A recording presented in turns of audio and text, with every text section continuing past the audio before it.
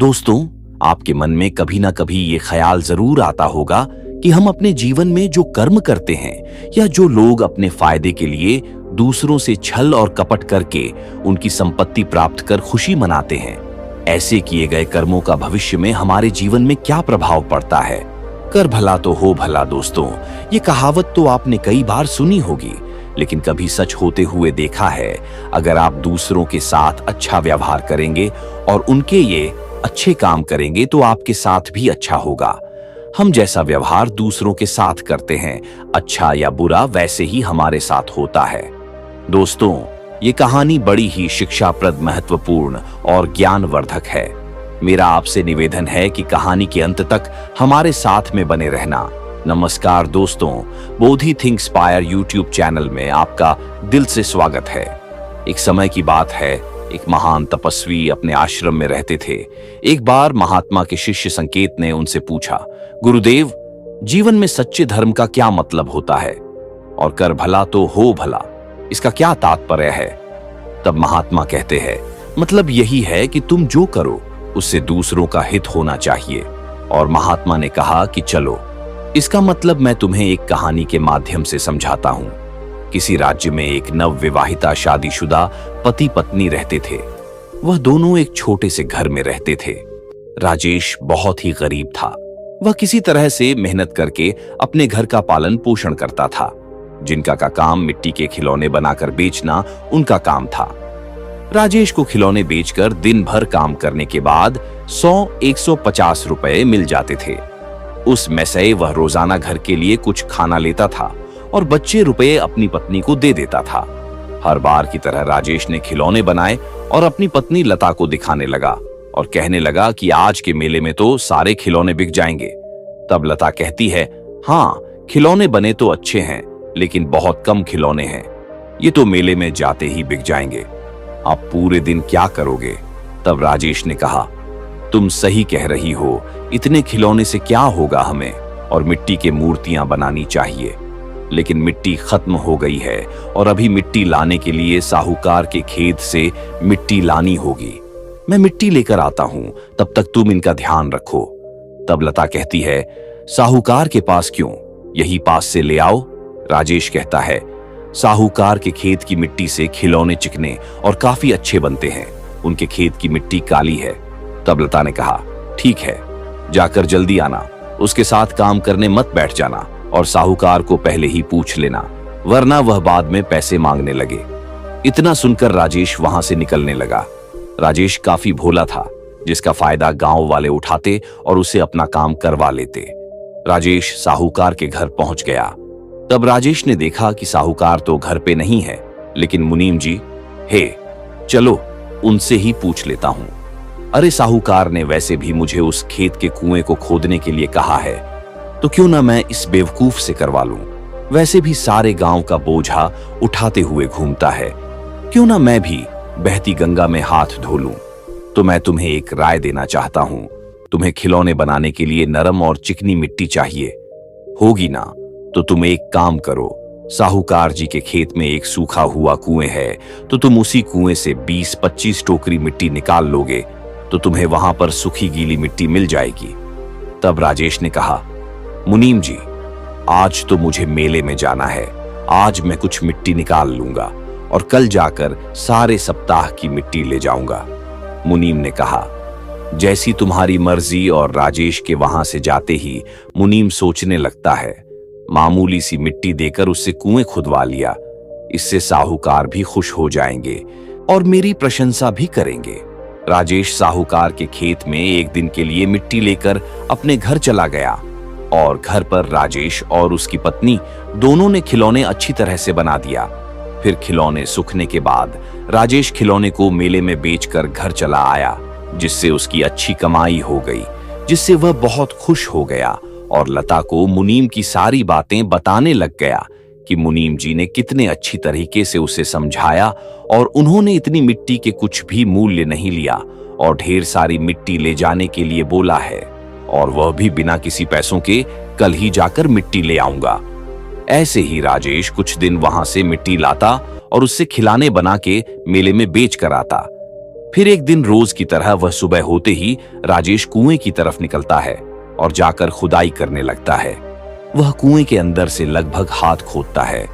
जैसे ही अगला गड्ढा करने को जाता है तो उसे किसी चीज की टकराने की आवाज आई।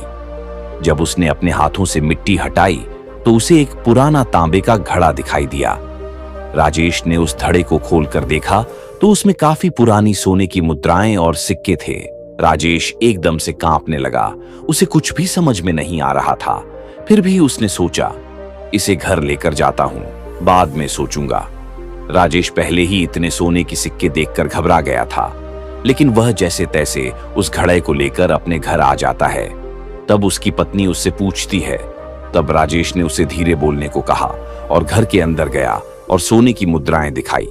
तब लता ने उसे पूछा, क्या आपने कुछ गलत काम तो नहीं किया ना?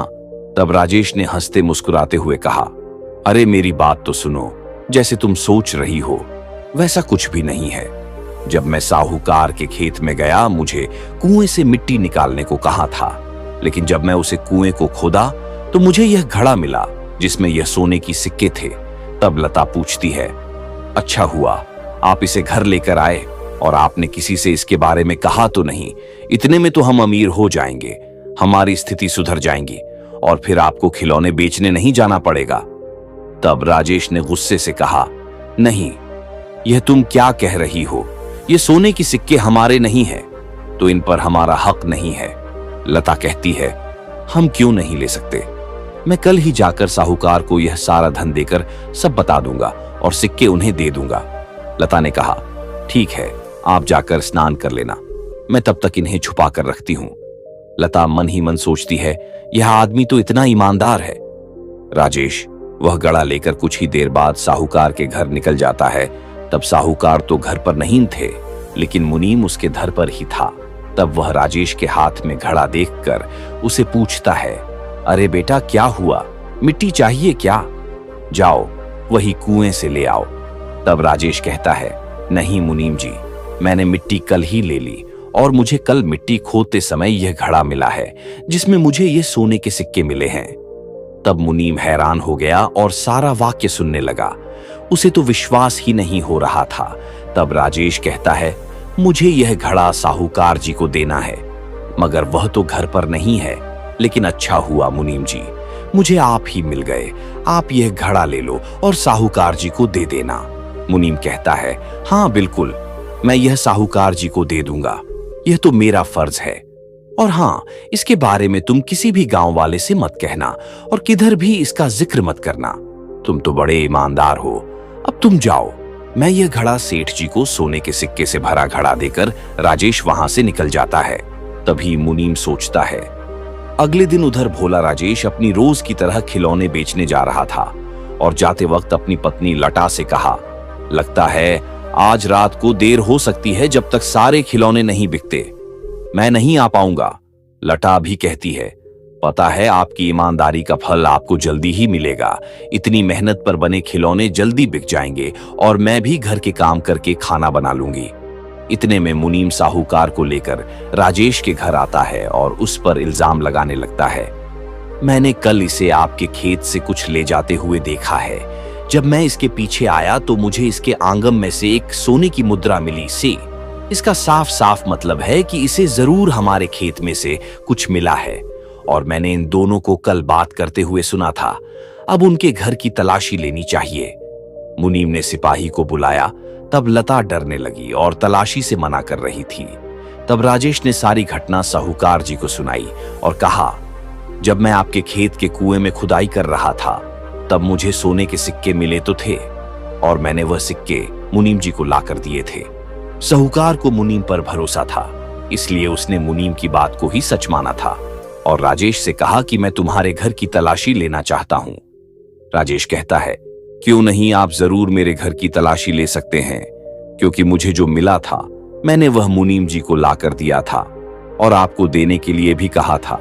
मुझे किसी बात का डर नहीं है, आप बेझिझक मेरे घर की तलाशी ले सकते हैं।